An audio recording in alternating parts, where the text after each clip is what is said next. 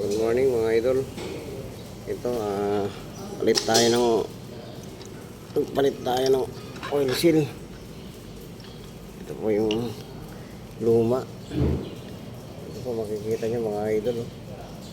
May tama to dito. Kaya pala tumatagas nun yung oil seal ko. Pero yan, napalitan ko na po mga idol. Yan, dito yan banda.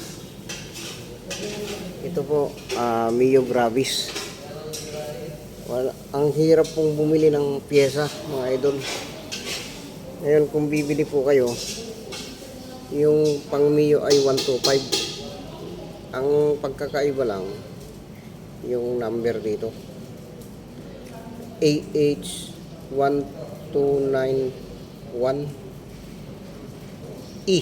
Ito yung K yung pang Gravis. Pero yung bibili nyo mga idol, yung pang Mio ay 125 M3. Yan, sakto mga idol. Na-testing ko na to. Ayan, naglinis na ako dahil tinignan ko kung may taagas yun. Walang taagas. Ayan, ganda siya.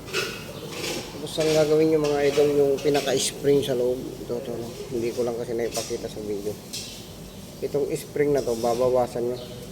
Tatanggalin nyo, may dugtungan yan. Bawasan nyo ng konti para magtagal yung mga oil seal nyo. Kahit anong oil seal, bawasan nyo yung spring para medyo tumigas siya. At maganda yung kapit niya dito sa mismong crankshaft. Ganun din dito.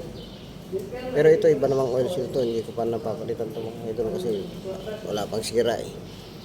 Yan lang mga idol, pagka nagpapalit kayo, subukan nyo mga idol. Sinabay na rin natin sa linis ngayon. At yun mga idol, tingnan natin kung magtagal itong ginawa natin. Salamat mga idol. Ito, kakagabit ko lang mga pyesa.